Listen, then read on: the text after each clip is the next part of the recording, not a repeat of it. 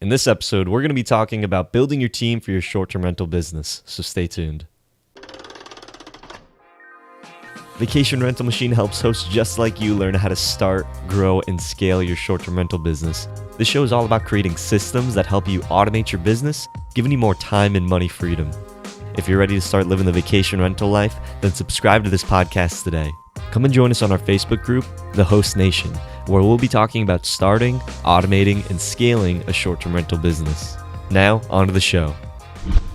Hey, welcome back, Host Nation, to another episode of Vacation Rental Machine. In this episode, we are talking about building your team, your dream team, your A-team. These are the people that are going to be on your side for building and scaling this business. So we want to find the right people, the right people that are going to be working with us. So, John, let's run through who are the most important parts of your team and how are we going to go about finding them.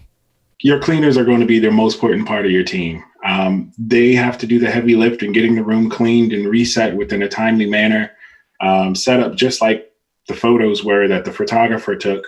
So they're going to be the most important part.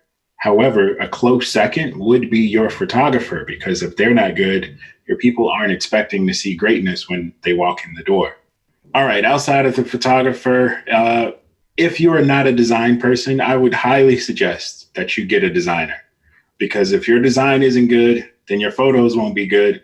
No matter what your cleaner does, it really won't result in much. You won't have great reviews. So it's funny how this business, everything is kind of really important. All these people are still very important. They're just notches above each other, just minutely, because some people have to do a lot of stuff up front, which is really key and instrumental, versus the people that have to keep it sustained. Talk about sustainment. You need a handyman. There's going to be stuff that kind of goes on, that happens. We don't know what our guest does inside of our units, but stuff breaks. Holes get in walls. Who's going to repair those things?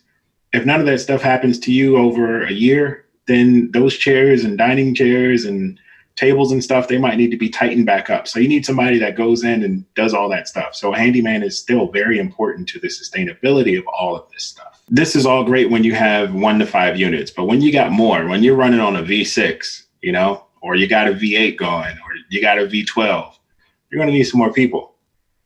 They're going to be big pieces of this big engine that you just put together. So we'll talk about those in another episode. But for right now, let's focus on the key people for 1 to 5.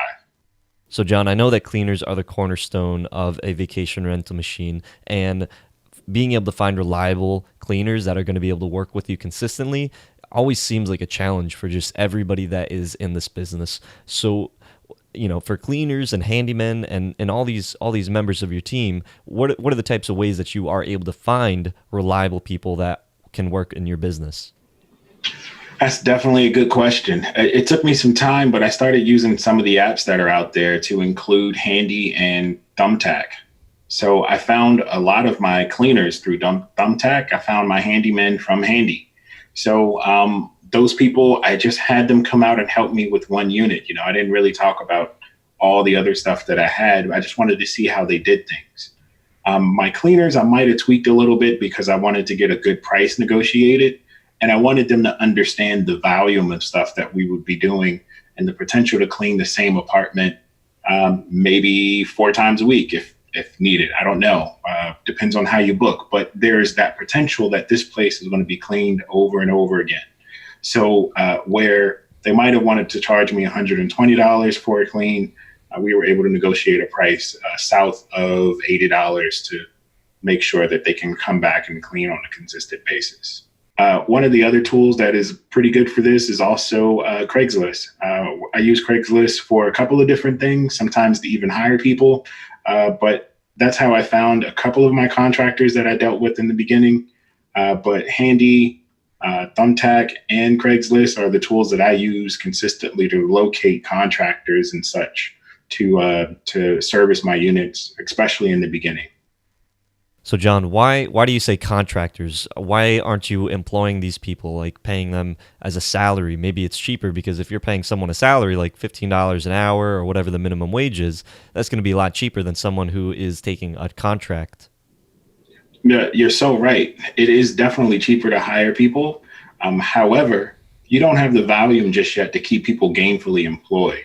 So, for instance, if you got 4 units and 4 units are booked for 2 weeks flat, when do your cleaners get to come in and clean for the pay period? They actually don't get any money. So therefore, they're not going to be loyal to you. They're going to be looking for another job. So you want them to be contractors. You want them to hit the ground running, to know that, hey, I have to go clean this place. They open the door, they start cleaning, they close the door, and it's cleaned. You don't want to have like an employee where maybe you got to kind of train them up and do all this other stuff, but maybe you're still working your day job, so you're not really available during your checkout period. So that causes a lot of confusion. So it's just better just to have contractors, and trust me, it's the best way to go. Finding the right photographer is probably going to be a lot of trial and error. I went through this in the beginning because I wanted to get a good deal on my photographer versus not really knowing the exact best photos to kind of get out and start with. So I got a great deal. My photos look good, but they weren't absolutely great. Now my photographer that I use on a consistent basis, I almost want to say he takes magazine photos of my place every time. I like that. I want to make sure that it shows in the best way.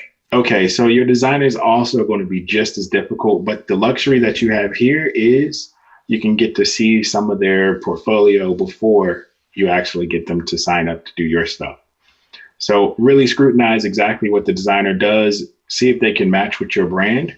You definitely should know your brand if you're in this stage. You should kind of have it down pat from the previous video that we talked about before as far as identity and branding. So your designer should be 100% on board with your design, and she should be able to, or he should be able to accomplish that look and feel for your guest. It's really good if your designer knows how to do things on a budget. Some designers don't, just because they just do high-end designs. If you really do have a high-end place, you're probably expecting to spend maybe $1,500 for a design from a designer who's going to have you spending maybe $8,000 to $10,000 on furnishings for the place. So that's not unheard of. It's really just depending upon what your brand states that you have to get, and your designer having the ability to kind of get it on a dime. Best way to find a designer, I actually went to House, and House has plenty of designers on there. You can search for them, you can talk to them directly. So that's also a great source. I've also found and used sites like Modsley, where it's a digital designer. Basically, you can pay for a design and they can do per room, or they can do multiple rooms. They send you the design layout and prints and shopping list for a design. I found that to be a good source if I needed something real quick, but didn't have the opportunity to chauffeur somebody through a place and wait for them to kind of get things aligned. I mean, these designers work with the same products over and over again, so they're very familiar with how to put things together in a quick manner. So you can expect that turnaround within about 5 to 6 days. And it's fairly cheap now. So that's also a good resource. If you'd like the designs, but the price is a little too much, maybe you could try to source some items from Wayfair that look the same, but maybe cost a little bit less. Their cost is not that high to make that happen. So, and I want to stress the importance between your designer and the photographer, because you could be spending a lot of time, wasting a lot of time, thinking that you're going to be doing this yourself, and then, then realizing like, oh, after you have taken the photos, that maybe you should have added some more art, or maybe you should have done something else. And, a photographer can cost you anywhere from, $200 to $300. And their designer is going to be a larger upfront cost, but that'll help you so that you don't have to go back and, have to retake those photos or stuff like that, because it is kind of disrupting when you're going through a Airbnb listing, and then you see all these beautiful photos, and then you just see this one dark photo that, looks like they took it from their camera phone, and it really kind of disrupts the experience that the photos are creating. So that is an important aspect that I did want to highlight. One other thing that I want to touch on too is that your cleaners, like John was saying, if you are going to be consistent with them, you're going to be able to get a better deal with them, because they're going to know that you are going to be giving them constant contracts where they will be able to make some money. But you also don't want to go cheap on your cleaners, because the cheaper that you go, you're going to be dealing with people that are maybe unreliable. You're going to be dealing with people that maybe don't care. They just care about the bottom dollar. And you're not going to be building this business relationship with them. So you have to treat your cleaners right. You have to be able to pay them accordingly. And we're going to be doing a whole nother episode next talking about your cleaners, because that is such an important aspect that we really do need to dive a bit more into. I do want to add just one quick note to this. I mean, if we're doing this vacation rental business, we are selling our photos and designs. So it is 100% important that the product that shows in those photos looks great. Again, this is what you're selling. People don't come out and look at your place before they book it. They book online because they like the photos. The best compliment you can have in review is going to say, it looks just like the photos. Sometimes that might not be a good review if your photos look bad. But for us that are operating a business, 100%, this is where you show out. This is where you get everything right. And your cleaners are just going to be the ones repeating over and over. Now, I know some of you might be getting into this business and you might not be able to upfront the cost for, maybe a photographer. Maybe you do have to try to cut back on some things. Maybe you do have to be more resourceful and do everything a little bit more DIY with your design. And, that's okay if you just need to start off. But just know that there's going to come a point where you will need to be able to scale up your photos and get those professional photos taken care of. And you're going to have your design packed.